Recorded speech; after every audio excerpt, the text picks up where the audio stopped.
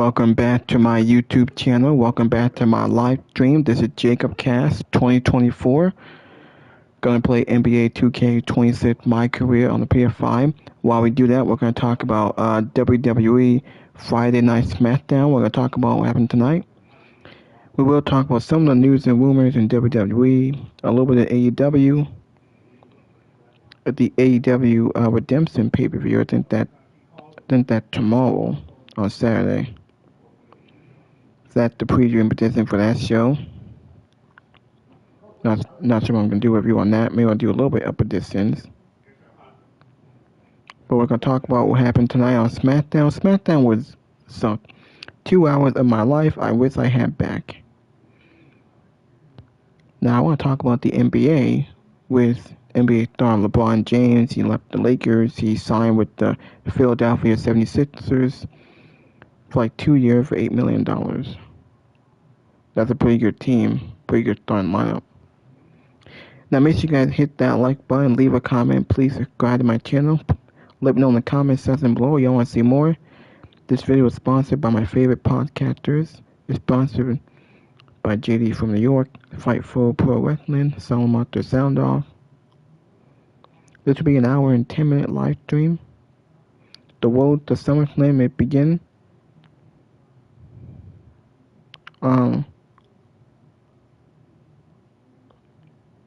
Yeah. Now this is AEW.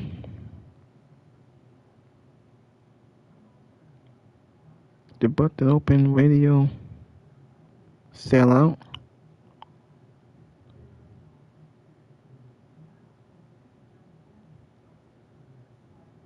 Bailey leaving Waverly throughout of SummerSlam. The new Halo game. Kevin Knight versus Darby Allin.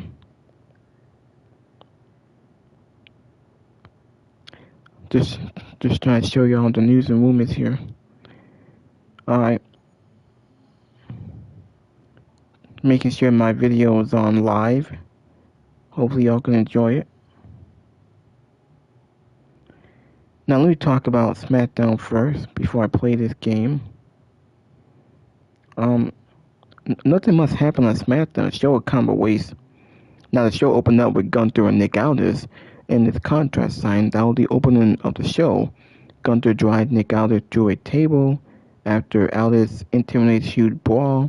Aldis put his general manager on the line, so if he loses, he will no longer be the GM of SmackDown. If he loses to Gunther, after that they had a pretty good brawl. Gunther threw Tallhay powerbomb to the table. Now I'm not sure who's gonna win here. I think Gunther should win. Or maybe Nick Aldis might win. We could get a rematch, but I don't want to see that. I don't want to see Nick Aldis wrestle again. I'm wanting. Hopefully this is a one-off. Now Gunther, what did Gunther go after? He beat Nick Aldis. Thought there was a decent contract sign. They brawled for a bit. See how good his match is. Nick Aldis hadn't been doing it in 3 years.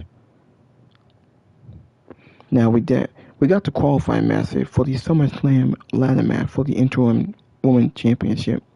Chelsea Green qualified. She beat who did he beat? Katana James or something? Chelsea Green qualified.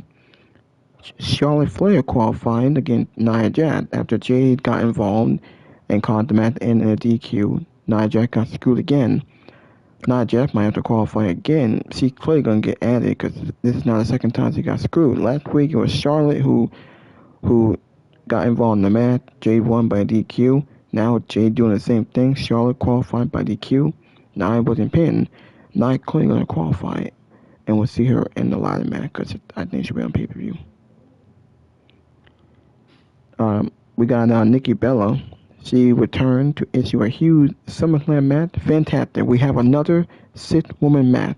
First, we have a 6-man match with the Bloodline and Solo and LA Knight and Royce Keys. Now we have a 6-woman match. The Bella Twins, Nikki and Brie Bella and Paige against Fatal Influence at SummerSlam. Fantastic. Another multi-man match. WWE is so lazy with booking storylines natural feud. We got to do multi-man matches. This 5-woman ladder match. We got a 6-man match, a 6-woman ladder match. And then we got some other filler matches. We got Dominic and Danhausen, and we got Sami Zayn going to be on SummerSlam because Finn Balor won the Fatal 4-Way. He'll take on Sami Zayn at SummerSlam. The winner is a number contender match. So whoever wins between Cody and Punk, they'll get an opportunity against one of them. At least Sami's on SummerSlam, Balor's on SummerSlam. Now we did get a face-to-face with CM Punk and Cody Rhodes. CM Punk to Cody Rhodes, Dusty Kid can't beat the best in the world. Pretty good face-to-face. They weren't physical, they went back and forth. There was nothing else on this damn show. After happened. PetSmart Charities and Health Science Diet invite you to join us for National Adoption Week. This show kind of sucked. Wasn't that good? Trick Williams is the U.S. champion, so he's got that. Balor was the odd man out with no real current direction or something going for him, so he seemed to be the odds-on favorite. And Balor did get some early momentum. Brie Bella and Lacey Wayne is underway. Brie Bella won, and then they all had a brawl. They brawl, and Nick Aldis gets put through a table and seen. SP3, what did you think about this opening contract signing? Pretty good segment. I think the goal of this is to get people to want to watch them fight, or to get people to want to see Nick Aldis get his revenge and get his hands on Gunther. Coloring that will change the color was them filling it in. So when I make fun of your... She has to get out those hashtags correctly. Two pulls the everybody else. Gotta be first to post what video? Your reaction? A brawl. No, it's a brawl. AEW brawl at San Diego Comic-Con. You were there? No. No. My editor was there and he nearly died. He almost got trampled in the brawl. That's the video I'm posting. At Comic-Con? What? Breaking news, folks. Those people must be excited to see LA Knight be a megastar champion. Am I right? All right, Denise? Are you asking me?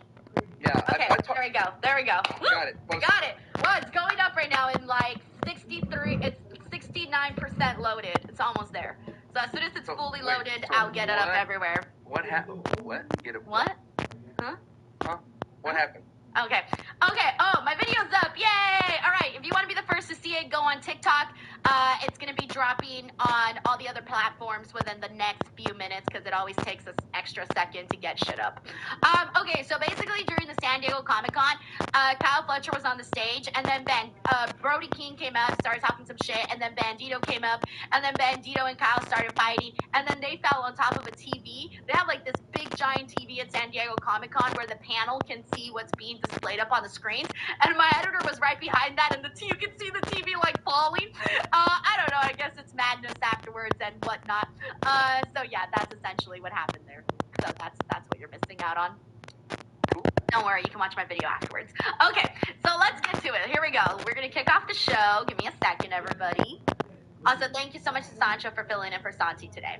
Well, what is he doing? It's a Friday night. You know, Santi wrote like a whole paragraph about what he's doing, and I was like, cool. All right, let's do this. Ready? 3, 2, 1. What is up, everybody? Welcome to the Friday Night Smackdown post show. It's your girl, Denise Salcedo, and today, filling in for Santi, who's always running from the grind, we got Sancho West. What's up, Sancho? Some people call me the Seth Rollins of the wrestling school. I'm the workhorse, and Santi is the tribal chief on his schedule. And I wanted to let this breaking news as well. Santi signed up for 5 years in advance in Club WWE. I don't know if y'all know that. He was the first person to sign up and pay for Club WWE, and he signed up for 5 years in advance. I just want to let everybody know that he is Mr. Club WWE. Is this shoe? This is 100% true. Mr. Club WWE, you must refer to him as such. You could do that? They gave it to Santi. They let him sign up for 5 years. He is the founder. So, hey, Just want to let everybody know. He's the founder. Just want to let everybody know. Did you say he was the first person He or was something? the first person to sign up and pay. He is Mr. Club WWE. Everyone Imagine- cheated him. Imagine the stats come out and they're like, one person bought and paid for Club WWE, and there's a little picture of Santi. Yeah, Mr. Club WWE. He likes the service that he paid for 5 years in advance already. But I haven't even heard anyone talk about it. Like, I haven't even seen it on the timeline. Like, I haven't seen anyone say, oh, hey, I got this at Club WWE or anything like that. I haven't seen any of that. And apparently there's a rule that you're not supposed to talk about. Once you're in the club, you don't talk about it. You know what I mean? You kind of, it's like Fight Club. That's what I heard. Everyone tweet at Santi because he blocks me on X. Congratulations, Mr. Club WWE, for signing up for 5 years in advance. Thank you. Hey, Sancho, have you seen The Odyssey? No, I have not seen it, but I've heard it's a 3,000-year-old movie. You know what I'm saying? You ought to see these nuts. Damn. I walked right into that one. I know, but then you started to give more of a response, and I was like, shut up, Sancho, shut up. I need to get my line. You got to be faster about that. As soon as they go, I know. And then you jump in. I know, I needed to jump in faster, but it was one of those things. Take two? You got to be like, you ever heard of Denise? Then that's yeah, one for you that I you know. use forever. But it's because, like, you threw me off. I thought your answer was going to be quicker. It was actually, you know. No, you were like, no, blah, blah, blah, blah, The whole Greeks, thing. the Greeks of the Odor. You gave me the whole fucking synopsis. let me tell you about Cody Rhodes and his story. Oh my god, well let's go ahead and kick it off there, ladies and gents, because Cody Rhodes and CM Punk finally stopped being lovers heading into SummerSlam, and there's finally a little bit of heat there. Now, of course, they could turn this shit up. Okay, you know what? You toast your bread, don't you, Sancho? Yeah. Okay, you know how when you toast your bread, there's the little knobs of Yeah. how much you want it toasted? Where do you think the knob level is right now for CM Punk and Cody Rhodes as we are a week away from SummerSlam? I mean, I like my toast light, which is always a weird way to put it, but at 3, I would say. 3 out of 10. You think they're still at a 3? My toaster has, like, on numbers, it doesn't go, like, light to dark, like some toasters. Yeah, I know, but that's what I'm saying. Like, on a scale of 1 to 10, you think they're still at a 3? I think they're still at 3. I actually like the step they took forward. I didn't like the start of the whole belt thing. I called that out a while ago. I was like, if it starts at Saturday's Main Event from something really small and dumb and they make it a anthill into a mountain, that's what they did. But I like once we got past all that BS, when we finally got to the nitty-gritty of Cody saying, like, look, dude, you made the pipe bomb. I nuked the business. I kind of like that. I like the story of getting into like, not referencing directly AEW, but talking about AEW at the same time. And I like it when Punk calls Cody Dusty's kid. Like, that's something there. There's some real animosity there. Like, as if I'm hoping that, you know, people tend to not like when people bring up Dusty Rhodes with Cody Rhodes' promos. But I'm hoping that there's something where Cody could come back like, you just wish he was your father. Something like that. I don't know. I think we're finally moving it a little bit further along down the path than most people were what the people want. So here's the thing, like, I agree with you in the sense that, you know, I don't know if it's at 3. Okay, you know what? I'm going to say it's at a 4, okay? Skill, I'm going to give it an extra whole point. No, but seriously, I feel like because there was really no heat in this feud whatsoever, we desperately needed this interaction that they had today. But here's the thing, Sancho. This is a promo we should have gotten weeks ago. I'm sorry, like this is like a first meetup kind of promo, the first initial confrontation. Right now, we should be sitting here being like, oh man, this next 1 month of Cody and CM Punk is gonna be straight fire. But instead, hey, the match is happening in a week, and you might get one more confrontation on the Go Home Smackdown, but that's basically gonna be it. Before you know it, it's going to be right in front of you. So that's kind of what I was thinking about that. And it's crazy to think, I agree with you, I didn't like the belt little thing too, where it's like, oh, that one little thing was the catalyst for all of this. I'm sorry, but there is more heat between me and you, Sancho, when I make fun of your bucket hat than what was happening there with that belt. Why you hate on me, my bucket hat? I'm just saying. Tell me the truth. Is there not more heat with me and you in your bucket hat than there was with CM Punk casually hitting Cody Rhodes with the belt? There's more heat than you hating on my love for LA Knight. That's extreme heat.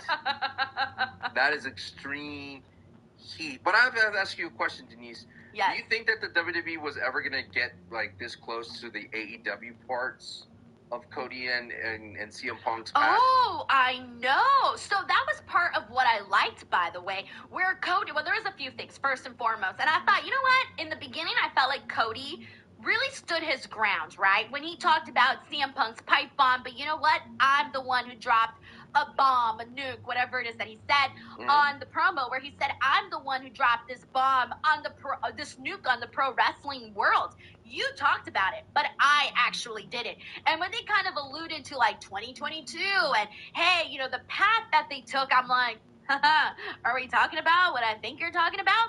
Now, here's the thing, Sancho, is that I kind of feel like the crowd, the live crowd, didn't follow along very well during that. I felt like that was one where if you were watching from home, you were like, haha, I think I know what they're talking about here. Whereas the crowd was kind of sitting on their hands during this one. I kind of felt like we needed a little bit of I was expecting at this point in time a more stronger reaction there, and it didn't really happen. But fast forward, once we got CM Punk on the mic, I thought to myself, all right, Cody, you had a nice little moment here, but Punk's pretty much going to take it here. I thought the part where Punk was talking about the last line, that was the best part. He had some good moments throughout the whole thing, but it was really him saying that he can't beat him on the mic, not even if he's Dusty Rhodes' son. And as we all know, Dusty Rhodes is one of the most iconic people when it comes to promos and really making people feel and believe what they are saying. And for Cody not to be able to, I guess, fill those shoes and CM Punk's perspective, that is pretty, you know, that's pretty messed up, man. So I thought it was really, I liked the back and forth with Cody and CM Punk for those specific reasons, but I do think this promo should have happened weeks ago. I think there was another slide to that as well, where he said it again he said it first at the Royal Rumble, that there's no way I'm going to lose to Dusty's kid, but it's more of like a slight on the whole legacy of the Rhodes family. Like they're like his dad wasn't really nothing really in CM Punk. CM Punk is the best in the world, and Dusty Rhodes can't come close to CM Punk. I think that's the next stepping stone to nail that home. To go back to your point, like why did the live crowd didn't really react to AEW? I think sometimes if the WWE doesn't spoon feed you certain lines, you're not going to get it. That's something they would have to say AEW in that setting for the crowd to react to it, rather than to allude to it. But I don't know. At the end of the day, I know people are like, it went too long, it took 10 minutes to get there, but I don't mind waiting for it, because this is important to wait for it to get there. I didn't feel like it took long, but that's the thing, though, is that it needed this kind of segment, though. It needed these kinds of minutes for them to start to get something going, or else we were just going to be sitting here being like, oh my God, this whole feud is based on a little slap with the belt. That's insane. What's interesting is the way Raw and SmackDown are promoting their main events. Rollins and Roman are just done through video stories, the little recaps of the history of the Shield, of how they, throughout the entire career of the WWE, the cash-ins, the heists of the century. Like, we're getting all the lore from those two through the video packages, and not so much. And then sometimes we get it capped with the promo segment. But I'm hoping, why not WWE do a little bit more of that? But it's clear as day they don't want to touch their past, which is a shame, because I said this on the podcast, is like, that's the best parts of this feud, is what's not being said. Right, but at the same time, like, they got to come up with new material, don't they? They got to come up with things that they could make stuff come out of this. Like, they could get more creative, I think, when it comes to, they could have dove deeper into what Cody Rhodes meant when he said, oh, you said all these things in the pipe bomb, but I actually did it. Okay, dive into that. What does that mean? Tell us. Get more personal about it. And, and do more. I mean, they have a history. They have different journeys in WWE, but there's a history that I feel like they could go deeper with. But it's almost like, well, we're almost out of time. So our hands kind of feel a little handicapped right now with what more else can be brought up at this point in time. Do you feel that the WWE, when it comes to Cody and CM Punk, that they're You think Sami Zayn? It's a bummer that Sami Zayn's not in that match because I want this to be a trilogy. I don't know if they're gonna go a trilogy route with CM Punk and Cody. I think they should, and I'm gonna tell you why. Because I'm sorry, but I waited a long. This is me being selfish, okay? I waited a long time for Cody and CM Punk here right now in WWE. That this doesn't feel like it's it, fam. We gotta do more here. There feels like there's still more. I've only checked off one box. I need to check off a few more here. If this is it, and we don't see Cody versus CM Punk till 2 years or whatever, it's gonna feel like we were almost sort of slighted, like we weren't given the whole entree. Did you like what Damian Priest said to Cody Rhodes, that he feels like all the boys in the locker room are tired of the same faces being the face of the brand? Oh, and I'm sure that's true. Come on, everybody wants their shot at being the number one guy. But that's what's so interesting. Like tonight, I felt like this SmackDown had a lot of those moments where the same thing with Cody and CM Punk, things that shouldn't be said are being talked about or alluded to. Same thing with Sami Zayn talking about how, look at them, you wanted to take the belt off of me to get your marquee match at SummerSlam. You got what you want. You got corporate boy, golden boy number 1 and the corporate boy number 2 in CM Punk. Like all those kind of things that are taboo. I feel like if you were to give an attribute of a promo sticker, that now more superstars are given the green light to talk about booking more. Yeah, you're right about that, by the way, because we had that moment that you said with Priest, the Sami Zayn stuff, this stuff here, and I like that because to me it feels a little bit more realistic, right? Right. That's a good point. Realistic. I think so. I think it makes it feel more realistic to me. And I like that because I like more realism in my pro wrestling because that makes it feel like, oh man, like I really want to believe that these two guys truly above anything really, really hate each other. So what you're saying is, because we all know about the pro wrestling nature, sports entertainment, we all know like those unreal moments where you have a whiteboard and who's going to win that maybe the wrestlers should lean more into that world and be like, why are you let them politic for better main events? Because that's what Sami Zayn's doing. Yeah, yes and no. I wouldn't allude to the unreal stuff or anything like that. Like it's okay. Yeah. What I mean is, because we know like that happens behind the scenes, that maybe the wrestlers should dip more into that politicking nature of... I think we should see the politicking, the on-screen politicking happen on the screen. Okay. For example, like when, a wrestler goes and they start talking to Adam Pearce and they're like, oh, hey, X, Y, and Z, I need this match for this reason. That would be the politicking that then afterwards the other person could bring up instead of us thinking... instead of them talking about things that we haven't seen as the viewer. So kind of make it seem, kind of add it into the story, like something that we can see on the actual show. Did you feel that Gunther and Nick Aldis, how was that a strong start? I thought it was like a lot of people that I've read on the internet and some people, talking heads, were saying that the WWE has the responsibility of making Nick Aldis a threat, rather than seeing like he's a GM personality, that the dude can actually wrestle. And some people were asking for like a vignette or like a package showing Nick Aldis' past. But I thought Nick Aldis kind of held his own on the mic and physically in the ring against Gunther to open up SmackDown. So you bring up some really good points, and I do think that they should do something like that because, because here's the thing, not everyone knows everything. When Nick Aldis said, "Oh, I haven't wrestled a match in 3 years," I'm pretty sure there was thousands of people that were like, huh? Where was that? I don't know. Whatever, right? Like, that's fine. And that's not, like, they don't need to know everything. That's fine. But when you mention things like that, I do like the idea of letting people know, like, hey, or even commentary. Commentary could be the ones kind of filling in the gaps and saying, and then Gunther did a little bit because he did mention the NWA stuff. So there you go. That was them filling it in. But I do think commentary could do a little bit more afterwards where they give more information. And then afterwards, the following week, for example, next week they could run a video package on who Nick Aldis was, right? Hey, they have a partnership with TNA now. Use some of that footage if you guys want, right? So I always think that they could definitely do that so that the crowd could feel just a little bit more invested in this guy. But as for the actual, like, book, the the actual segment, though, there was a lot that I liked in this because, you were mentioning earlier, kind of talking about real life stuff. Mm-hmm. Gunther also set the tone for that right at the opening of this, where he said, you were a professional wrestler. You wanted these big things to happen. Your dream was to go to WWE, and guess what? You didn't make it, bud, right? And you're jealous of me. The fact that he brought up, hey, he was a former NWA's champion. Yes, he was in the business, but no, he didn't make it to WWE as a wrestler. He had to make it to WWE as a GM. I thought those were all really cool points to make because guess what?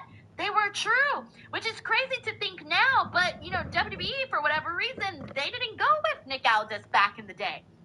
It had to be a whole totally different journey for him.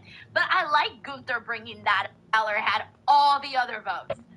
Everybody was pretty much hoping for a Finn win here because... Why do you feel bad then? Oh, well, because I feel bad for everybody else.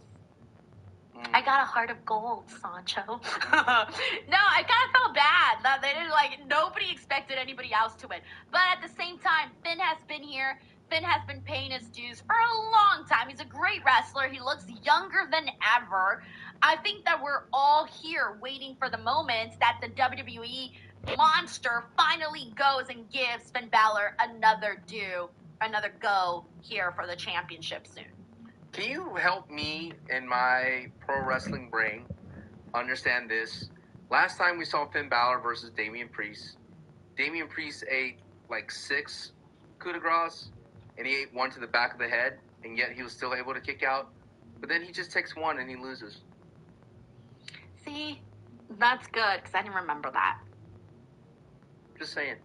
Yeah, it happens. It's just those things sometimes where we gotta suspend our disbelief. It's just when you unleash the thighs of Finn Balor, the quads, those tree trunks, he's able to put more power behind it. There it is. I solved it. There you go.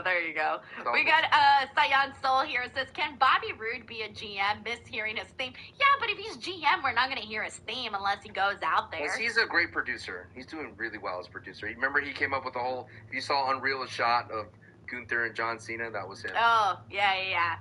Thank you, Cyan. So, that's one of my jobs that I would actually really like to do. But not that one, actually. I actually want to be a camera director. Those people that are shot 1, shot 2, shot 3, shot 4. I've always thought about doing that job someday. Do you notice that the WWE has gone back to the shaky camera now? No, I didn't notice that. Oh, crap. Why'd you tell me? Now I'm going to notice it. I don't want to notice it. We got Logan here who says, do we think Naomi will return soon? I haven't been keeping up on her status and how she's been doing as of late. So I'm not really sure where she's at in terms of her pregnancy, post-pregnancy, all of that type of stuff. I'm not really too sure where she's at with her post-pregnancy. I definitely see her coming back for Money in the Bank. She could win again. That soon? Sure. I still feel like it's so soon. Didn't she leave Yeah, but it takes 9 months to make sure a baby is done, and then it comes out, and then afterwards, the baby's born. Yeah. But afterwards, it takes a while for ladies to get back to where they need to be, and then on top of that, an athlete, it takes a little extra more time. That's October, about 10 months ago. Well, Sancho, you're the one with kids. You should know. I'm telling you, I don't even have kids. Sancho's getting flashbacks. I can see the flashbacks in your eyes right now. Look at him. Those are flashback eyes. He's like, I've seen some shit. Oh, yeah, I have. Okay, I'm gonna ask you a personal question. You don't have to answer it. Did you see, when the baby was born, or did you get, what view did you get? Did you get, the full... At Citizens Private Bank, we believe your attention is best spent on your passions. Forgot who actually exists. Social media. Social media. They all cried. Oh, well. Where were the women's matches, Triple H? Why didn't we get one women's match, Triple H? Not even an in-ring promo, Triple H.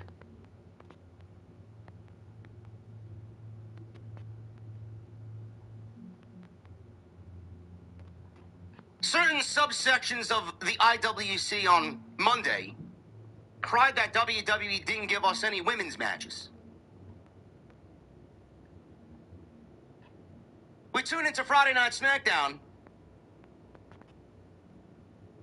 and after 90 minutes, I got slapped in the face with nothing but women's matches.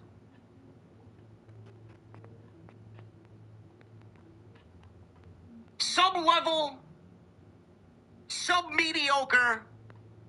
Absolutely, if you missed the show, you missed absolutely nothing. Garbage!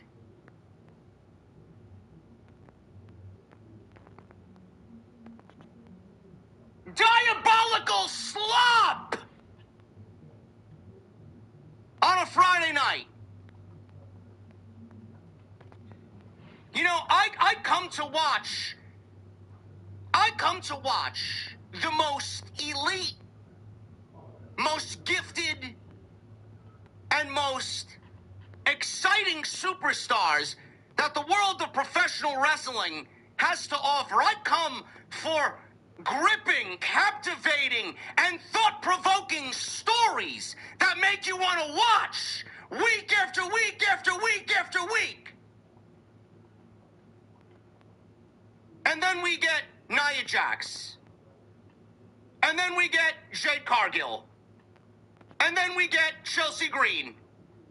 And then we get Kiana James.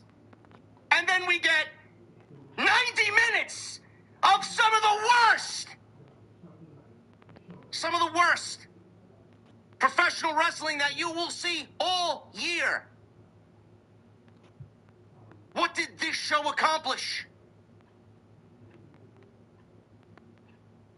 What did this show accomplish? Oh, but Charlotte Flair got into the ladder match, JD. A ladder match for what? Second place? They ain't wrestling over the Women's Championship. They're wrestling over who's underneath Rhea Ripley Championship.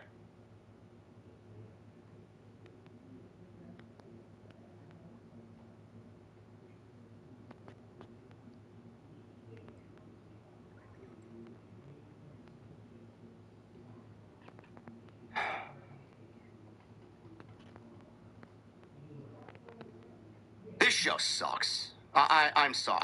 Every week I say it. This show sucks. Again, I thought last week was bad. Somehow, a week before SummerSlam, and this week is worse than last week.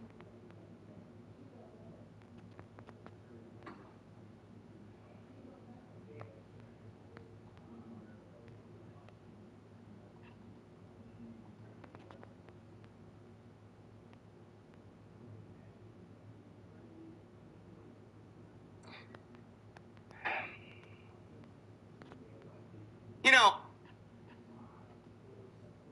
all this show accomplished, all this show did, was show you how awful the SmackDown women's division is. That's exactly what it showed you. It also showed you that WWE clearly doesn't know how to write for anybody, and at points, I genuinely think that they forgot who actually exists on this roster.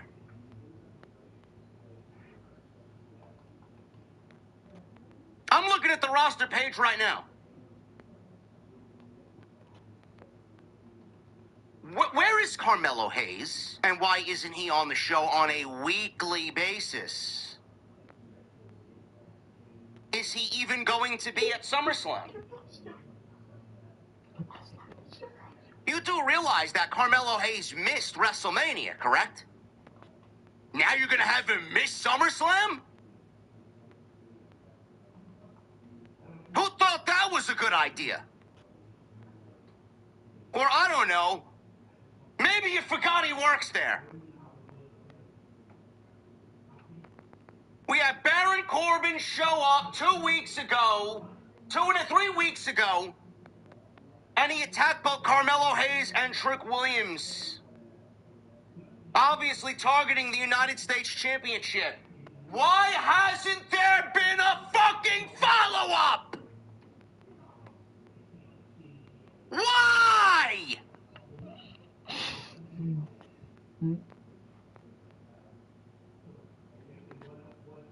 Trick gets attacked by Baron Corbin.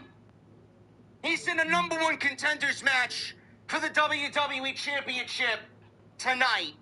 The winner goes on to wrestle Sami Zayn at SummerSlam. Is he not concerned about his own fucking title?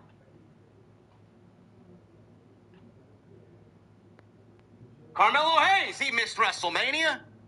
He's got nothing to say about Baron Corbin. No anger, no frustrations, no thoughts, no opinions on Baron Corbin being back in the WWE, ruining yet another opportunity at the United States Championship. What about Ricky Saints? You know, the guy that WWE jammed down our throat for 3 straight PLE cycles, going after the United States Championship.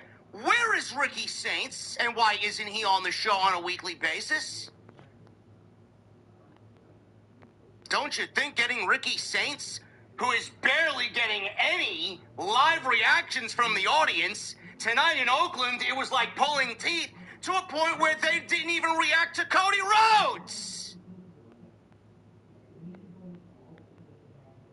Don't you think putting Ricky Saints on the show in front of a live audience every single week would only help get him, I don't know, a little bit more over in the eyes of the audience? Why isn't Ricky Saints on television, and why did he just all of a sudden disappear after Night of Champions? Did WWE, did Triple H forget that he works there? Or are you going to keep him off television because you want to create another hometown moment when Money in the Bank goes to New Orleans, Papa H?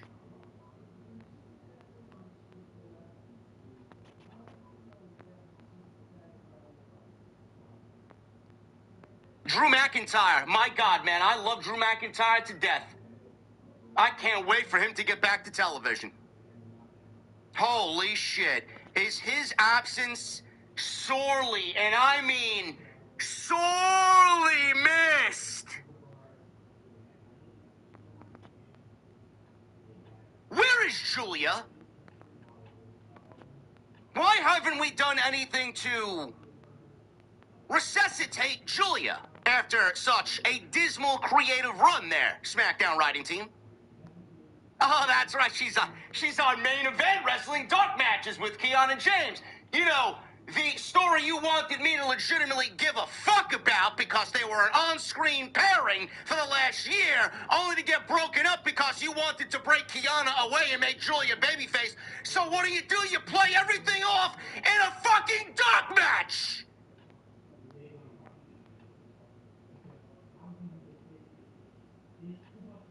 Why did you even sign the woman?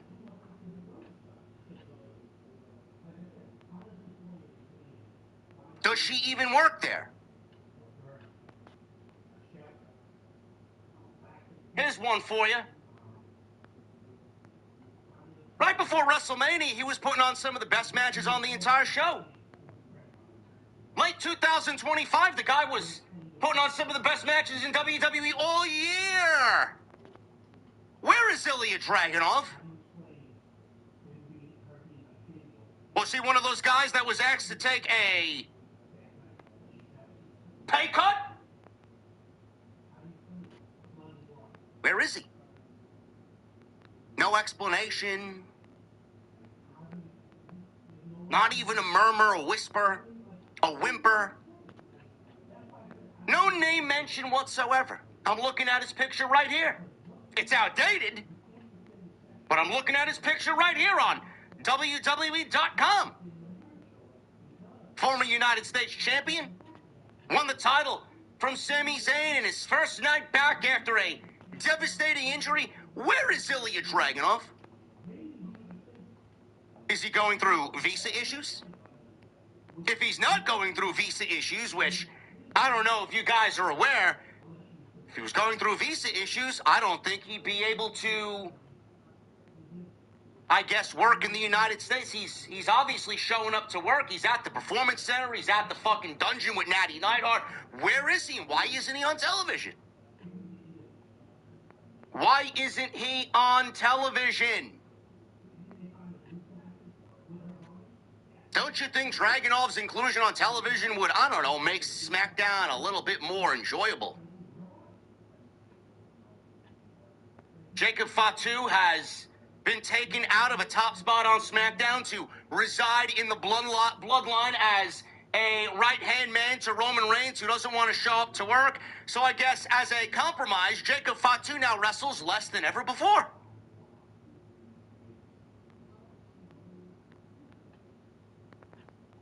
Johnny Gargano, they got him sleeping on a fucking production crate. For how long now? I lost count. Where is Jordan Grace? And what did she do? Did she say something that was inappropriate? Did she shit in somebody's fucking suitcase? Did she piss in someone's fucking cheesecake and catering? Where is Jordan Grace? WWE's got to look themselves in the mirror on that one because you brought Jordan Grace over from TNA, put her in NXT, joined SmackDown, and her presentation was fucking garbage!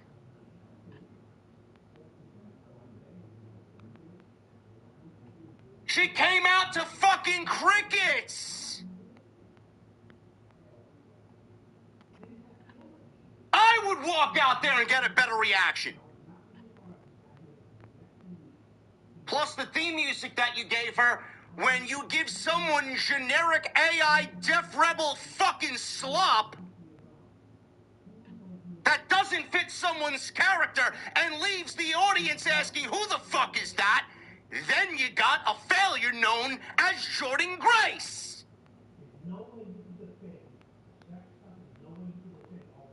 Kevin Owens, please. KO. KO, I'm begging you. I'm begging you, man. Get back. Get back as soon as you can. This show's making me miss Kit Wilson. This show is making me miss Kit Wilson.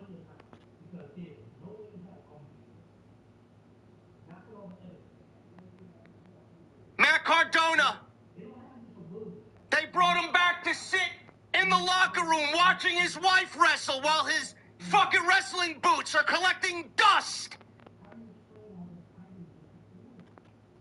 Naomi, please, for the love of God, please get back. Please, please, we need some entertaining females on this show. We need some captivating females on this show. We need someone that's worth watching.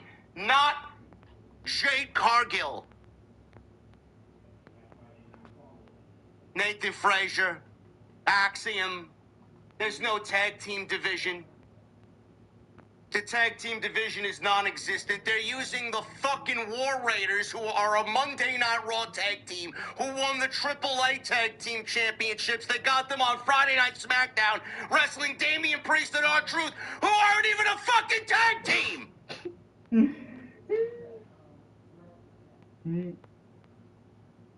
Randy Orton.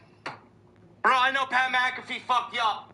I know Pat McAfee fucked everything up and probably ruined your entire mood about even being back on Friday Night Smackdown. Randy, please come back. Please, please.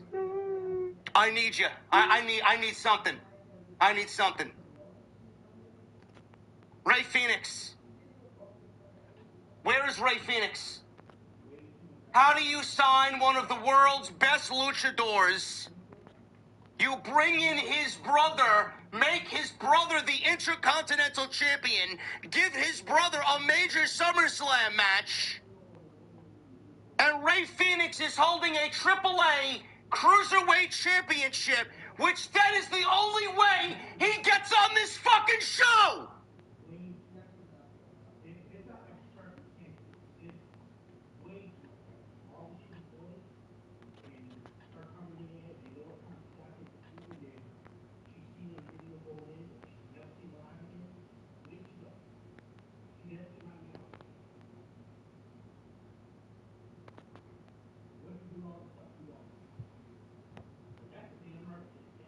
but we got Brie Bella versus Lainey Reed. Nia Jax and Charlotte Flair. Chelsea Green and Kiana James.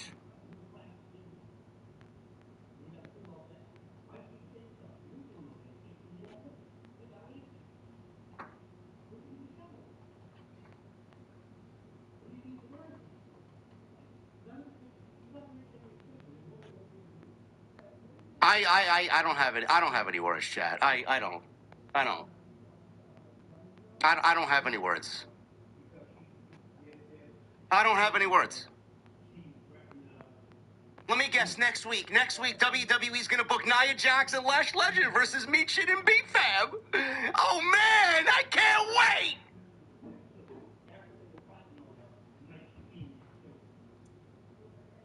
Let me guess, next week WWE's gonna book Nikki Bella versus Lacey Lane.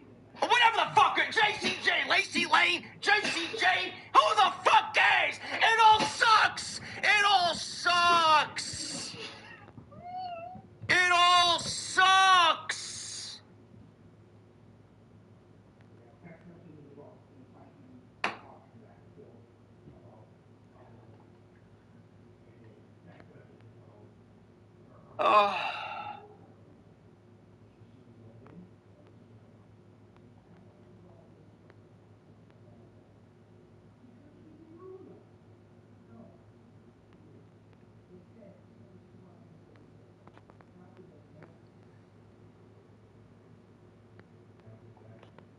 Two matches already booked for next week, huh? Who is it?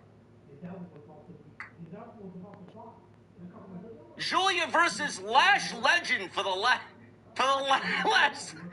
spot for the ladder match. Oh man, Julia doesn't stand a chance, does she?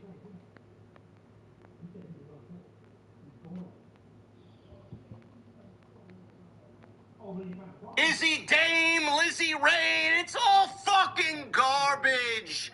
This place sucks. What happened to this place? What happened to this show? What? What happened to it?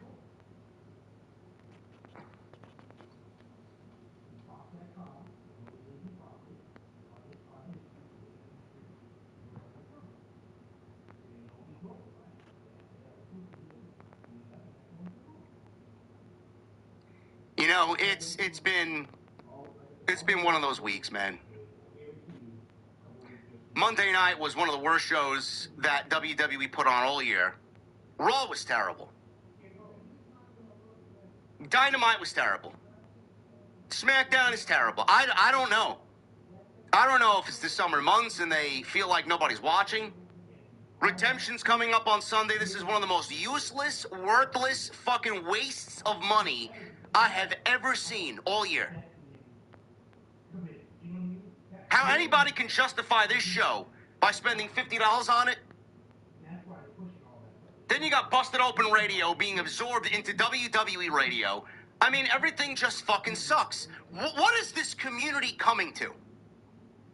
What is this community becoming? I really don't get it. And nobody cares. Nobody wants to stand up and fucking fight for a better show. Nobody wants to stand up and accept that what they're being given is absolute fucking dog shit. They're asking you to pay premium dollar for it.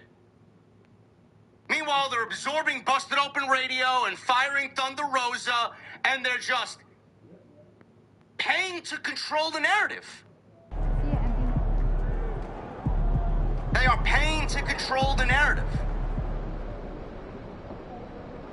How can anyone sit there and watch this show and then jump on their own platform and talk about how great a Smackdown this was? Or smile during this show, or react during this show? What was there on this show to genuinely enjoy? What am I missing? What am I not seeing that other people are seeing? Oh, but JD, you hate your life, so all that negativity is coming out on your show. Fuck you. No, it ain't. The show sucks. The show sucks. If the show was good, I'd be on here, and I would have already gotten into the written review. I would have already gotten to my notes. What would you like me to review? Nia Jax?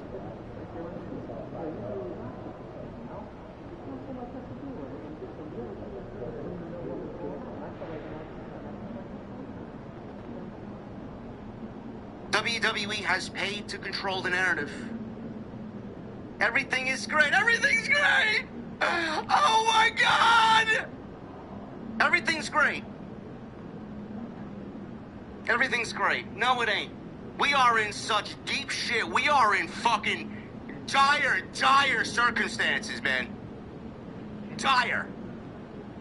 This is like laying on your deathbed type shit. This shit is fucking bad. Bad. Yes, let's put SummerSlam tickets on sale for $25 with code JET. Whoever the fuck that is. $25 SummerSlam tickets, and everything's great. Everything's great. The fucking show ain't worth the fucking... The seconds of airtime they gave that fucking clown, whoever he is. SummerSlam ain't worth the price of admission on the fucking... with the printing on the ticket. It's not even worth that.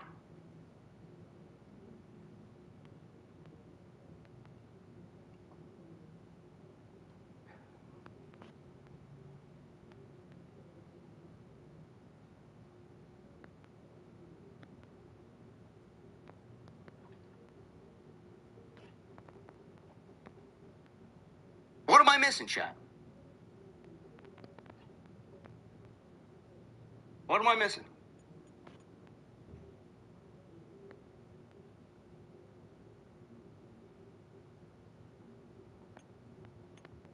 Everybody's being bought and paid for. It's fucking sad out here, bro. It really is fucking sad out here. Busted Open is now absorbed into WWE Radio. Fightful and the Wrestling Observer and Wrestle Talk and What Culture and Cultaholic, they're all fucking bought and paid for by Tony Khan. The funniest thing I heard all week was, Tony Khan should start his own podcast network and bring on people that are going to talk about just AEW. the fuck do you need that for? Half the fucking community's bought and paid for. You want Tony Khan to do the same thing that WWE did, and it's going to result in the same thing. Let me buy up all the positivity and put them under one fucking roof so that we can create our own little echo chamber and nobody could fucking say anything. That's what you want? That's what you want.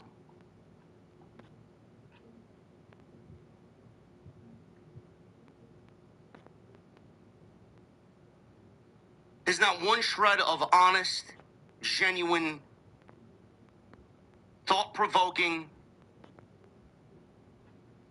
passionate individuals. We are the last of a dying breed. Sami Zayn wears that shirt. The last real good guy in WWE? Motherfucker, there's like a handful of us still left. There's like a handful of us still left. Genuinely. Handful of us still left with some major pull around here. Me, Jason. Who else is there? Don Tony.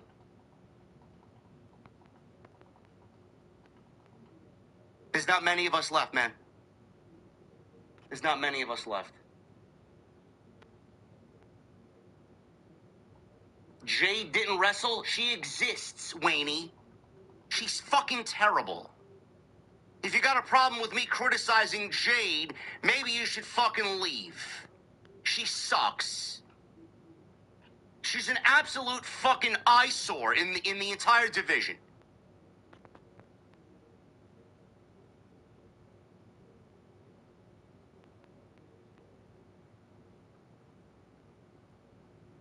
BC's one of them. I said that yesterday. BC is one of them. He's not as big as the other guys I mentioned, but he's there. He's there. He'll call the bullshit out when there's obviously bullshit given to us. Coach, Russo, there's not many of us left, bro. Cornette, there's not many of us left. There isn't. It's fucking sad. This show is sad. This show is absolutely fucking depressing. The entire community's depressing. I mean, WWE's buying everybody up. WWE's controlling the narrative. And all that's left is fucking reaction streamers. And a handful of us that actually want to see this show thrive and grow and become something great.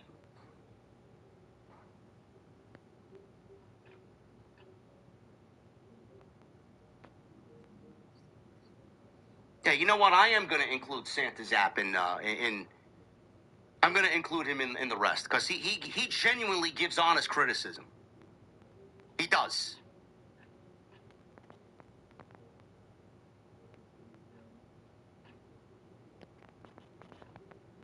Ross is another one, yes. Again, a handful of us, man.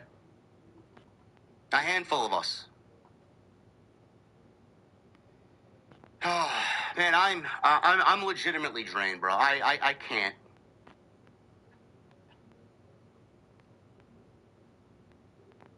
David, I love you, brother. I really do. And I listen, I appreciate all of your support, brother. I really do. This show sucked. This was not a good show, bro. It wasn't even an okay show. It wasn't even an okay show, man. There's legitimately nothing okay about this show. Every segment on this show worth anything was a talking segment. And the wrestling they gave us was absolutely piss poor. I could miss it and not miss a fucking thing for 2 hours. It wasn't an okay show. I'm not here for okay, bro. I'm not. I'm not here for okay. We are well beyond, it's an okay show. Or, you got to take a show like this because, when they do a show like this and the next one's good, we look bad on the bad. Oh, we look back on the bad. No. I am done giving them a pass. I am done giving them a bye. I am done saying, it was all right. It was whatever, man. It is what it is. It's what they do. No, I'm done. Fuck out of here. Fuck out of here.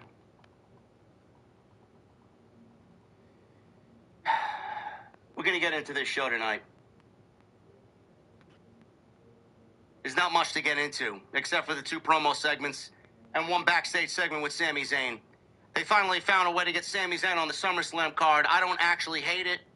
And we're getting a match that I'm sure will be a very, very good pro wrestling match. So I am at least pleased with how they got Sami Zayn on the SummerSlam card. Because there was no way over a 2-night SummerSlam that you're going to leave Sami Zayn off the SummerSlam card. That's just ridiculous. That's just ridiculous. So we're going to get into this. We're going to try our best to make sense of what happened tonight.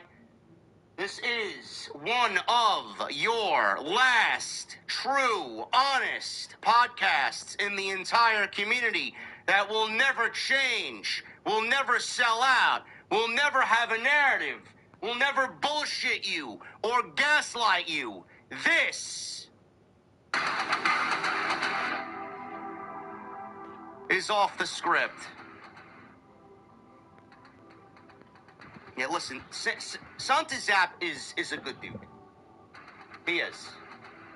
I may dislike reaction streamers, but he does give his genuine, honest since days. Thank you guys very much. We are also on Patreon, patreon.com/JD from NY206. We just the $7 meal deal with $2. Could not bother. Could not, ladies and gentlemen, remain in the company if this was going to prosper. And so, he was gone. And for the next 2 years, until now, we didn't hear about him at all. It was like he had his time, and WWE was finally free. Triple H was now COO, Chief Content Officer. We have terrible women's booking. For a spin right on this people who coming out of all of the drama from Saturday night's main event last weekend and the SummerSlam kickoff event on Sunday, where Punk, pie-faced him. I said, finally, on Friday, we're going to get some real heat between these two. So I was looking forward, most of all, on this show to the two of them in the ring and what they were going to be talking about and, what shots would be fired, so to speak, between them. What we got tonight was actually a very tame face-to-face. I thought that for the story they're trying to tell, which isn't really much of a story, let's just be honest, but the best story that they could tell is probably what they're doing, which is that you have two people who are friends. They respect each other. But as Cody Rhodes told CM Punk tonight, I don't like you. Right? I respect you. You're my friend. But I don't like you. And you got Punk telling Cody, I think you're paranoid. Because in the past, you've had people like, and he said this at the kickoff event, Kevin Owens and John Cena, right? Randy Orton. You've had people who have stabbed you in the back. You're paranoid. But I told you a long time ago, I'm not going to stab you in the back. I'm going to stab you in the front. And that's what I'm doing now. So they kept it very respectful, for the most part.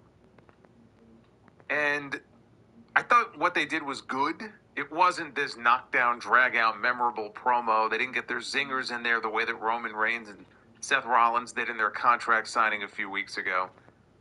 To be honest with you, they've done a better job of kind of, I guess, building heat for their match than Cody and Punk have done for theirs, which is probably why Cody and Punk are going to be given the night one spot in the main event, if I had to venture a guess.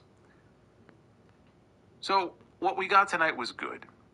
It was not enough to really kind of light a fire, I think, under things with these two in the way that I was kind of hoping. But at the same time, it's like you only have so much to draw from because, again, they've kept these two apart ever since Punk came back to the company and Cody came back to the company. And they don't have a whole lot of history together because they've never really worked together before. And the fact that they're putting this match together on short notice doesn't change that. Even if they had 6 weeks to promote this match, this is pretty much what the build-up would look like. My big takeaway from what we got tonight was a line very early in Cody's promo where he said, and maybe I'm paraphrasing here, but basically, I have to beat you at SummerSlam. Now, what does that remind you of? What does that line remind you of? Because I know what it reminded me of. My mind went to the sit-down promo many years ago between Steve Austin and The Rock. And Steve Austin made it very clear to him, I need to beat you. I need more than anything that you could ever imagine. That's how much I need to beat you. My takeaway from the segment tonight is Cody has to go heel at SummerSlam. Cody came out tonight. He got a very lukewarm response from the crowd. Punk got a much more, kind of warm welcome where they were tonight in Oakland. And the way that Cody is behaving, the way that Cody is acting, where he kind of does come off as paranoid, if anybody is going to be going heel, it has to be Cody Rhodes. Now, maybe nobody goes heel. Punk, as a heel, we know he can be heel, but I think in this situation, if somebody was going to turn, it should be Cody Rhodes. Cody Rhodes is going to be infinitely more interesting if he embraces the dark side. If he goes just full throttle, pedal to the metal, let's just embrace this, let's go there, right? None of this half-ass, let's tease it kind of stuff. That's my takeaway, that's my hope as we go into SummerSlam. And that way you can also prolong this or circle back to it and do another big match between them, maybe early next year. So that was my takeaway from their face-to-face tonight. Also on this show, we had 2 matches added to the SummerSlam card. I don't know what the total, what does that bring the total to now? What did we have before? 8? Now we have 10. We're somewhere in that range. We still have a few more matches left to be added. Again, we have 2 nights. We still don't know what matches are going on one night yet. But the 2 matches added tonight include Sami Zayn. I was getting worried that Sami was going to be left out in the cold after being screwed over at Saturday night's main event. If anybody has a reason to be pissed, it's Sami Zayn. Well, he's going to have a match at SummerSlam. And it's a match that has championship implications because it's going to be a number one contenders match for the WWE title. We just didn't know who his opponent was going to be until they decided to put together a random fatal four-way match out of nowhere. I mean, Adam Pearce just pulled it out of his ass tonight. And this match was going to send someone to SummerSlam to wrestle Sammy. And the winner of that match, coming out of SummerSlam, will be the number one contender. And that man is going to be Finn Balor. He was Finn Balor in the four-way tonight. We had him wrestling his former Judgment Day brother, Damian Priest. Royce Keys, yes, the same Royce Keys who already has a match at SummerSlam. Let's throw him in there. Although I understand wanting to get him on the show. He was in his home, right? He's from East Palo Alto. Apparently that's like 40 minutes away from where they were tonight in Oakland. Still a little weird because he's got a match, but okay, fine. And then Trick Williams. And as I saw Trick Williams come out for the main event tonight, I realized, I said, you know, Trick Williams has his own program going on right now with Carmelo Hayes. In fact, 2 weeks ago, Baron Corbin, after years away from WWE, made a surprise return.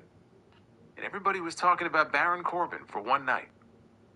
Last week, we had a very quick video promo from him. This week, we had nothing. I'm watching Trick out there, and I'm like, where the fuck is Carmelo Hayes? Where's Baron Corbin?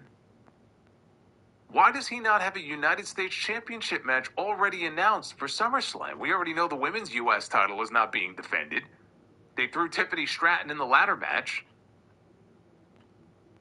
Where were those two on this show? I thought maybe there was a chance that Corbin was going to run in during the main event, you know, to kind of take Trick out of the equation because Trick wasn't winning. Nowhere to be found. Which means that next Friday, we're going to be 24 hours out from this SummerSlam show. And maybe they can scrap something together at the last minute. Whether it's a triple threat, whether it's a rematch with Trick and Mello. I don't know what they're going to do. That's wishful thinking on my part, by the way, that we're even going to have a U.S. title match on that show. I would imagine we will. But if we're going to, we got nothing. We got nothing in reference to that on the show tonight. Nikki Bella is back. The United States Champion may not have a match yet at SummerSlam, but Nikki Bella does. Nikki Bella's been gone since March. She made a save tonight for her sister and Paige, and it's going to be a 6-woman tag team match. This has also been added to the SummerSlam card. It's going to be Fatal Influence taking on the Bella Twins and Paige. Speaking of heel turns, we'll talk about that. So that's been added to the SummerSlam card too. And then we have this women's ladder match for the interim championship, which is completely unnecessary. 5 women are going to be wrestling for the fake belt at SummerSlam. And we had last week an epic encounter between Jade Cargill and Nia Jax. I mean, this was just the battle of the Titans last week. People are going to be talking about this match for years to come. Obviously, it was god-awful what they did last week. It wasn't even really a match. What they did was just bad. It was just bad fucking lazy television. And Jade Cargill gets in by disqualification when Charlotte Flair interferes. The same Charlotte Flair who was so upset with Jade for injuring her best friend and tag team partner that she let her emotions get the best of her and she sent Jade Cargill to the championship match at SummerSlam. And so Charlotte's reward for involving herself in this match was to be gifted a qualifying match of her own tonight against Nia Jax, who got screwed last week. Guess what happened? I think we all know who was going to win this match. The way they went about doing it, this is paint by numbers, just lazy television. Charlotte is going to SummerSlam. Jade is in the ladder match at SummerSlam. Instead of having a singles match, they've now put them in the ladder match, where, by the way, there is 1 spot left open. And then we'll have the full field of 5. But I just love how, we had Jade Cargill qualifying Charlotte Flair tonight as Charlotte Flair qualified Jade Cargill last week. And so they're both in the ladder match. We got a lot of short matches on the show tonight.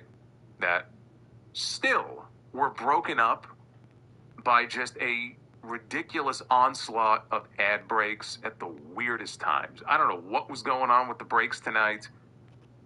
So we got nothing in ring tonight. I'm sorry to say. We really didn't. I can't even blame the talent for it. It's not their fault. We got nothing in ring tonight. We had a decent enough main event until all of the interference at the end from the people who were in the six-man tag team match at SummerSlam, LA Knight and the Usos and Solo Sikoa and Jacob Fatu. So that was decent enough until everybody started running in, but that's it. And unfortunately, there really isn't anything else on this show that is compelling enough to really care. And so this is where we are right now with the state of Friday Night SmackDown, where, and again, maybe for you, Gunther and Nick Aldis, maybe that stuff is something you're really interested in because you want to see Nick Aldis, back in the ring. That's kind of cool. That's coming up at SummerSlam. But you have no good in-ring, no really good in-ring to sink your teeth into. Not like when we were having those U.S. title matches, right? At least we had that. We have no real good in-ring to sink our teeth into. And we have nothing really exciting story-wise. So what are you really left with? You're left with a shit show. That's what you're left with. A week out from their second biggest event of the year. Not really a great place to be. This is your Friday Night SmackDown review. This is actually a good place to be. This is the best place to be. Is right here on Friday nights. Because even when you have a shit show, we try to make it entertaining. It's your Friday Night SmackDown review. It is July 24th, 2026. I am the Solemn Monster. That's right. Look at that. Look at the acknowledge emoji. Who is that? Antran. See, he knows. Antran. Actually, who was it in the chat? I don't know who it was. Somebody mentioned this before, and it's actually a great point. I noticed it too when Cody was out there for his segment. He looked jaundiced. He looked orange. What was going on with Cody Rhodes tonight? I've never seen that shade of humid. Well, actually, I have, but yeah, I don't know. I mean, it's funny because I was watching Unreal, and I'm not done with it yet. I'm like 4 episodes in. I'm not going to finish it in time for this weekend, probably, but I was watching, God, I don't know, episode 3 or 4. Chelsea Green, Matt Cardona, they get featured. And there's a shot in the episode. Chelsea is complaining about her husband wearing all that self-tanner. And she showed a shot of their bed. And it looked like a crime scene. You just see like all of the self-tanner. It's like on the sheets and everything. I would imagine that that's probably the same with Cody Rhodes. When he gets up in the morning, you look and it's like, what is this? The man looked orange on this show. I was trying to look at the whites of his eyes to see if they were yellow. I was starting to get concerned. Yes, he's turning into Chester Cheeto. Yes, he is. Like and subscribe. Super chats are open. We actually have a brand new $15 one. Speaking of Cody. So that is up right now. And we got the wheel ready. I had to grease the wheel. It was making noise when I would spin it. It was starting to rust a little bit. So I took an oil can and it's all ready to go. And we're going to take it for a spin right now.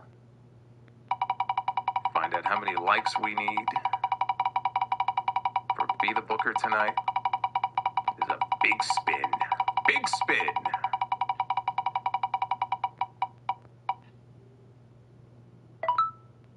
$530 likes.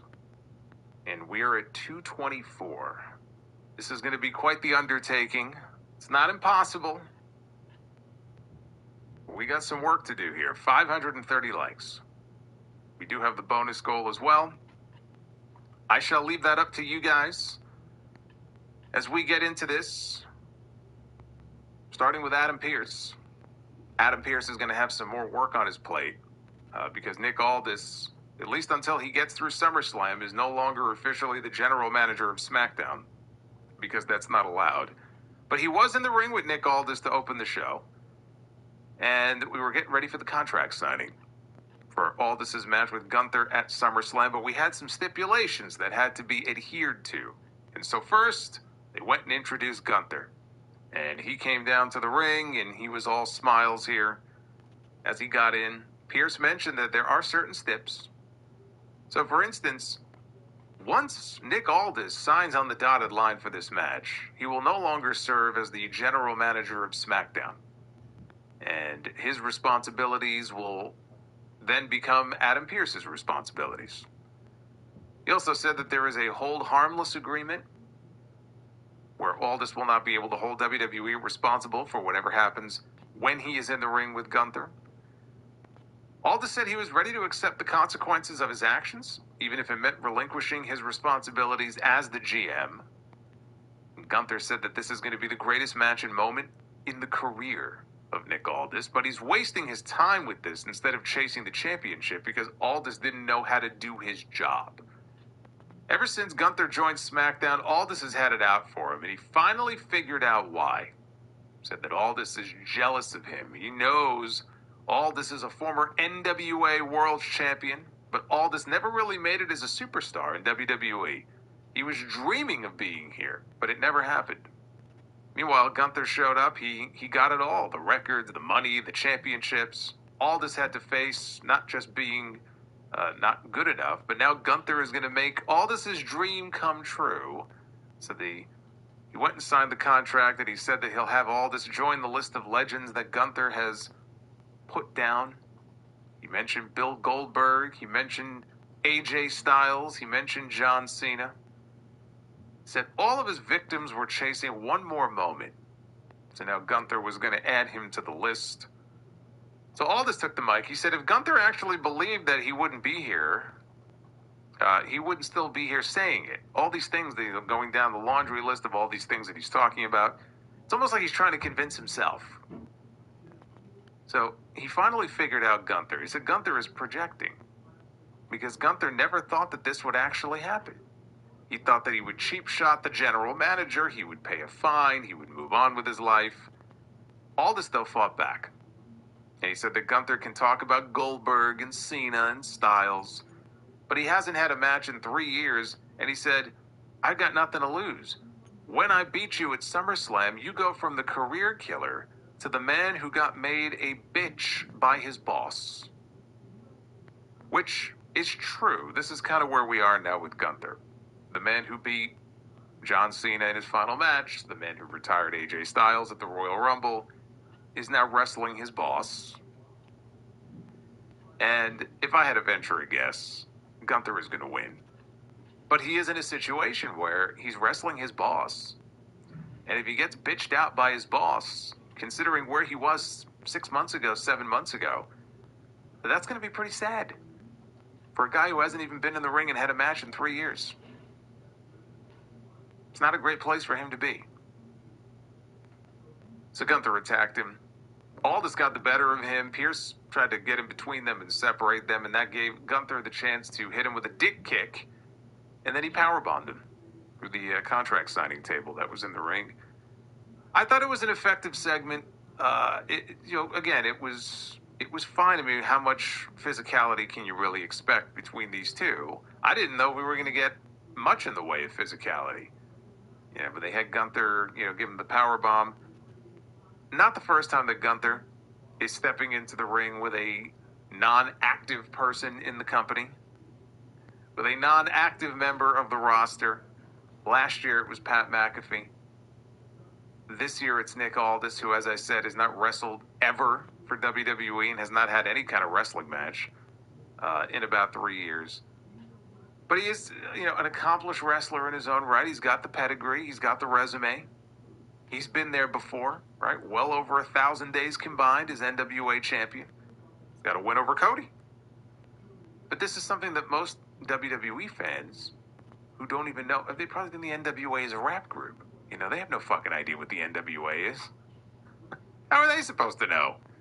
The audience that WWE has these days, very, very different than the audience that they had once upon a time.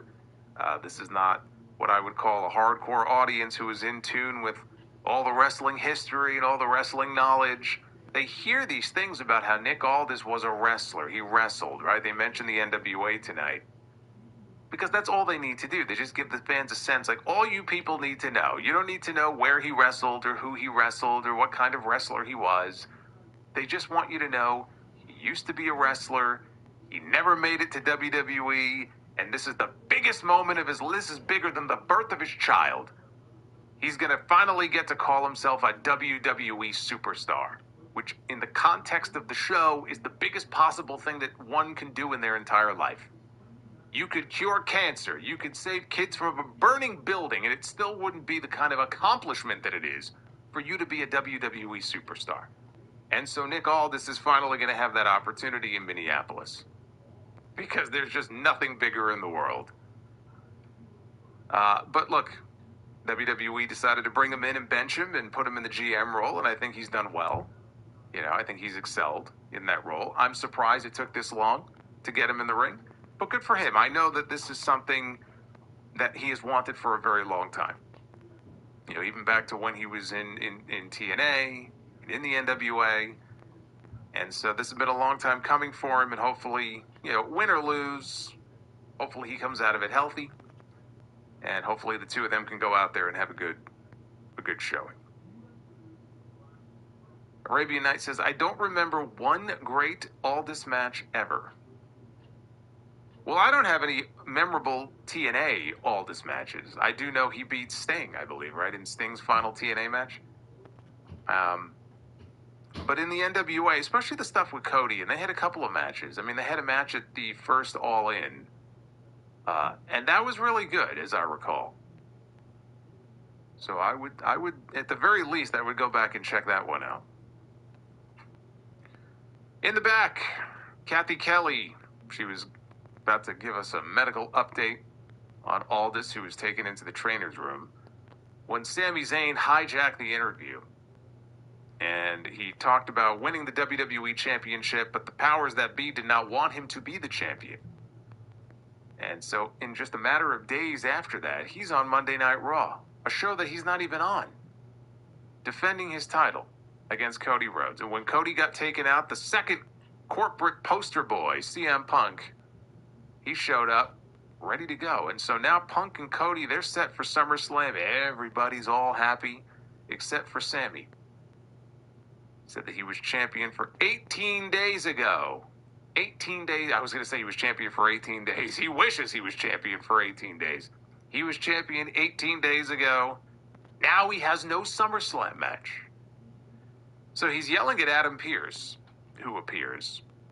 And Pearce is just fed up. He shouts him down, tells him to shut up, because Sami wants to be added to the match at SummerSlam. He says, make it a triple threat. And Pearce is like, no, the match is locked in. The main event is set. The main event is not being changed. But he tells him, I know you got caught in the crosshairs. And so tonight there's going to be a fatal four-way match. And he says it's going to be Finn Balor, Royce Keys, Damian Priest, Trick Williams. The winner of that match will go to SummerSlam to wrestle you. And the winner of that match will become the number one contender for the WWE Championship.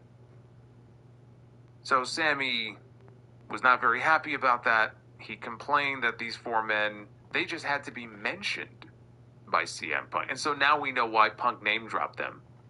You remember Punk's promo last week? He name-dropped them. You know, he said, I want to defend my title. Sami, you deserve a rematch. And he mentioned Priest, and he mentioned Keys, and he mentioned Trick. He mentioned everybody except Cody. Those are the four men that they put in this fatal four-way match. So Punk just mentioned their name, and they're getting a shot. First of all, it is ridiculous that Sami has to win a number one contenders match. He was the champion. He lost his title. There are other champions who will lose, and they'll get that automatic rematch. I know for a while there, years ago, they did away with the whole automatic rematch thing, but then it sort of crept back. But then if you look at what happened at Saturday night's main event, he got jobbed. He got jobbed. His boss interfered in the match and screwed him out of a SummerSlam championship match. He shouldn't have to go through anybody. He has a legitimate gripe to file a claim, okay, with upper management about Nick Aldis. And the solution should be that he gets a championship match coming out of SummerSlam. Why does he have to fight for it? Well, we know why. The real reason why. The real reason why is because otherwise he doesn't get a match at SummerSlam. So we have to go through this facade of there being a number one contenders match. But in storyline, I stand with Sammy. The man has a very legitimate gripe. But he says, look, because Pierce is like, take it or leave it. He goes, fine, I'll take it. But I don't want any shenanigans. I don't want any funny business. And Pierce says, we're in agreement. So at least he got on the card. Now we know what Sami Zayn will be doing at SummerSlam. We had Brie Bella in a singles match here on this show against one half of the new women's tag team champions, Lainey Reed of Fatal Influence. Before the match, JC Jane had a mic. She cut a promo and said it would have been perfect if I had a chance to go to SummerSlam in the ladder match to become the interim women's champion. We would have had all the gold. Had Paige and Brie Bella not meddled in her match last week. And then she said that she was going to take the U.S. championship from Tiffany Stratton in due time. You know, they could have done that match at SummerSlam. If they had played their cards right, that could have been a SummerSlam match. Anyway, they cut to a commercial break, not even a minute into this. Lainey had Brie in position later for a superplex. Brie countered out of it. She dumped her face first down to the mat. Paige then attacked JC Jane when JC tried to interfere, and then Lainey countered with Brie went for a sunset flip bomb, and Lainey countered into what she thought was the pin. She was holding the ropes for leverage. The referee saw her, so she stopped her count, and then Brie countered into a pin of her own and got the 3. After the match, Fatal Influence, they went on the attack on Brie and Paige when you can look, but you can't touch. That's what we heard. I'm not singing it, but we heard it. And out comes Nikki Bella, and she ran to the ring. First time that we have seen her since March. She got injured on Smackdown before WrestleMania. Shattered her ankle, basically. Or her foot. I think it was her ankle, but whatever it was. She ran down to the ring here to make the save for her sister and for Paige. Dropped JC with a rack attack, and then got on the mic and she said, it's going to be me, Brie, and Paige against the 3 of you at SummerSlam. So we just added a new match onto the card, a 6-woman tag. We have a 6-man tag, and we have a 6-woman tag. We have a men's rumble, and we have a women's rumble. We have a men's chamber, we have a women's chamber. We have a men's war games, we have a women's war games. We have terrible men's booking, we have terrible women's booking. Everything in this company is 50-50. At least they're consistent. Most of this took place during the commercial. I don't even know how I can give an opinion on this match or grade it or rate it. How can I fairly do that? Right? I mean, they went right to commercial. Half the fucking match took place during the commercial break. There really is nothing to say here about this match. I'm not a fan of Lainey taking the loss here coming off their title win last weekend. But they're probably going to win at SummerSlam, and so I get it. They wanted to give the babyfaces something here. The babyfaces already lost their belts. They're probably going to lose at the PLE, so they gave them a win here. It's really not that big of a deal. But my thought is this. So Nikki is back. And my thinking a few months ago was that when we... There she is. I mean, the timing could not have been any better on that. Venom Kitetsu. He's got a knack for it. Coming in with a $25 Brie mode. Thank you, Venom Kitetsu. A few months ago, after Nikki was hurt, I was thinking, when she eventually returns, do we get a heel Bella Twins, where the sisters basically turn on Paige, and Paige plays the role of babyface? But I'm watching this, and I'm like, you know, I would not be against the idea of a Paige heel turn, and Paige linking up with Fatal Influence. You get 4 members instead of 3, and so she goes heel. I do wonder if someone is turning, if it might not be Paige instead of Nikki. But I almost feel like there's got to be something. I don't know. I don't see Paige and the Bellas. You just kind of keep them together as friends, and everything just, everything's fine. I feel like there has to be something here. Maybe it's a case where after they lose, someone is frustrated, whether it's Nikki or Paige, and then that's the catalyst for one to turn on the other. I just feel like there may be a turn at the end of all this, and I wouldn't mind it if it was Paige. We go to the back. Kathy is talking to Finn Balor about his fatal four-way tonight. Balor thinks about the 2016 SummerSlam 10 years ago. Can you believe it? 2016, when he had the best and worst night of his career. 10 years later, he's been scratching and clawing his way, trying to get that glory back. And in the middle of this promo, Gunther shows up and reminds Balor that I'm next when it comes to the World Championship. And then he mocks Balor taking 10 years. She was together with Julia. The breakup that they did was overdue, but we finally got the breakup. We had the one match between them. And ever since then, and Julia beat her, ever since then, they have been completely directionless. In fact, Julia hasn't even been seen on the show. She's been MIA. She ain't getting that spot, that last spot in the ladder match. They're both completely directionless right now. And, again, they broke them up without having any real plan for what to do with either one of them. That's the real sin in this. They knew enough to finally separate them, but then they were like, oh, well, now what? What's plan B for the two of them? They're still trying to figure it out. I'm sure in the midst of trying to plan the eventual creative for Tom Brady and Logan Paul, they'll figure out what to do with some of these women. I just think about the women's division right now on this show. And it's not just a Blake issue or a Kiana issue or a Julia issue. Again, you have these two women, like I just said, no direction whatsoever. Blake Monroe is still going around stalking people in the back and not wrestling. All of this, by the way, with their champion, Rhea Ripley, on the shelf since the beginning of June, which you would think would open up some opportunities to feature some other people on the show. Oh shit, we lost Rhea Ripley.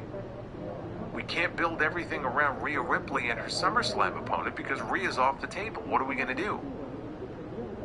And I can picture all the other women, like Paul Levesque is standing there like, oh my God, what are we going to do? And I just see this like horde of women behind him, like tapping him on the shoulder. Oh, Paul, I'm right here. And he's like, yeah, later.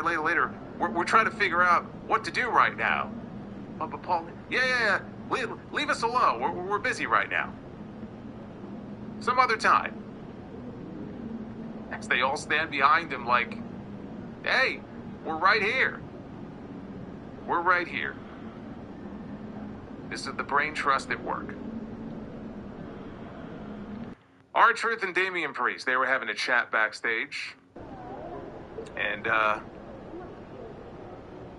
he was basically, Priest, like Royce Keys earlier, was warming up because he's also part of the Fatal 4-Way. Truth comes over, and we come to find out Truth thought their tag team match was tonight. Priest said, no, the match against the War Raiders for our belts and their AAA tag team titles, that's next week. So now we have a date on when that match is going to be. Truth asked him, are you upset that I used your credit card to buy hot dogs for the 4th of July? And Priest said, they were free. And here comes Cody Rhodes. And Cody says, I heard hot dogs. I like hot dogs. He also mentioned Punk and what he had said last week, and he joked about coming for their tag team titles because Punk had mentioned that the two of them, him and Cody, maybe were going to go after the tag belts when Punk had his interaction with Damian Priest, so Cody brought that up again, kind of in a joking way. Truth thinks that Priest and Cody are just confused, and he wanders off. So anyway, Truth is out of the picture. Cody puts over Priest and says that he'll be waiting for him after he regains his championship at SummerSlam. And Priest said, look, everybody is sick of the same people at the top. And if you listen, you can hear light cheers in the background from the fans in the arena at that comment. So there are enough people in the audience to make noise to where they feel the same way. It is tiresome when you see the same faces over and over and over and over again. So that was kind of funny to hear that. Priest said he's coming to drop the champion, whoever it may be, whether it's Cody or Punk coming out of SummerSlam, he's going to drop him. And Cody said, look, it might shock you to hear this, but I like that attitude. And he walked off. Cody Rhodes was out to the ring next, got one of the weaker receptions that I can honestly remember him getting in a very long time. And he got right to brass tacks here. He introduced his SummerSlam opponent, the WWE Champion, CM Punk, who was greeted a lot more warmly by the fans here in Oakland. So Cody had two mics, and he went to go hand one of the microphones to Punk, and he dropped it. Accidentally dropped the microphone on the mat. This is like when Hangman Page went to go hand, the Trios titles to Samoa Joe. And he accidentally dropped it, and Joe flipped out. That's what started the fucking feud between them. Because he dropped the belt. Here, he dropped the mic. And he was waiting for Punk to bend over and pick it up. Like Bill Buckner. He's got for CM. It should absolutely be a triple threat match. If it's not, I don't really understand that. SummerSlam, it wasn't like a big money promo rated. The other ones on the show, and they have potential. Unfortunately, things haven't really changed. And we happen to be going into our second biggest event of the year on the WWE calendar. Not ideal. Probably also has something to do, other than the ticket prices, with why tickets haven't sold quite as well for SummerSlam this year as they did last year. They're still going to get their 70 or 80,000 people over the course of 2 nights, but they ain't going to hold a candle to what they did in MetLife last year. They ain't even going to come close. Let's see that again. She opens the Gemini.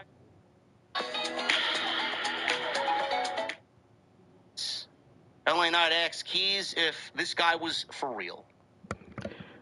Well, I'm going to end the video. Hit that like button. Until next time, thank you for watching. Thank you for all the support.